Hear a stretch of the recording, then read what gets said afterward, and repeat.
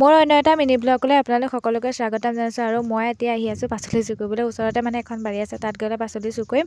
আৰু গৃহস্থই পাছতহে গম পাব ভিডিঅ'টো চাই যে মই পাচলি সিহঁতৰ বাৰীত সোমাই পেলাই পাচলি চুৰ কৰিছিলোঁ। আৰু ইয়াত দেখিছে ন ইমানবোৰ পাচলি আছে, তাৰ ভিতৰত মই কোনা চুৰ কৰিম, কোনা নিম লাগিছে। আৰু ইয়াৰ পৰা নিম আৰু পলিথিন লৈ আহিছোঁ যেতিয়া বেগ ভৰাই লৈ যাওঁ। আৰু দেখিছে এয়া প্ৰথমতে ইয়াকে ছিঙি লওঁ, পূৰা ঠিকছে ভৰাই ল'ম বেগত ভৰাই আৰু নিম আৰু ঘৰলৈ।